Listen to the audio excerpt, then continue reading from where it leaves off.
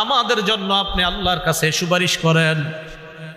ঈসা নবী জবাব দিবে, আমার জাতিকে আমি শিরিক করতে বলি নাই, আমার জাতি আমারে 3 খোদার 1 খোদা বলছে। আমারে 3 খোদার 1 খোদা, আমি 1 খোদা, আমার আম্মারে বলছে আরেক খোদা, ফেরেশতাদেরকে বলছে আরেক খোদা।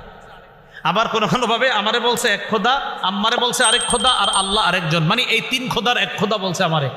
সালিসু সালাসা বলছে আমারে। তারা বলছে আমি 3 খোদার 1 খোদা, নাউজুবিল্লাহ। আমি এগুলা তাদেরকে কখনোই বলি নাই। আমি চিন্তা করতেছি এগুলো আমার বিরুদ্ধে কি ধরনের অভিযোগ করলো। তো আমি টেনশন করতেছি, আল্লাহ এরা যে আমার বিরুদ্ধে অভিযোগ করলো, এখন আমি কিভাবে জবাব দিব। তো ঈসা আলাইহিস সালামের ব্যাপারে কেউ কেউ লেখেন যে উনি এই পেরেশানিতে থাকবে। আরেকটা পেরেশানি কি, ঈসা নবীর সামনে তার জাতিকে উপস্থিত করে আল্লাহ বলবে, তোমরা আমার সাথে শিরিক করেছিলা কেন? এরা বলবে ঈসা নবী কইছে। ঈসা নবীর আল্লাহ ডাক দিবে, ডাক দেওয়ার পর বলবে আপনি বলছেন। তাফসীরের কিতাবে আসছে ঈসা আলাইহিস সালাম এটা শুইনা ওনার মাথার চুলগুলা খাড়া হয়ে যাবে রাগে, মানে রাগে খাড়া।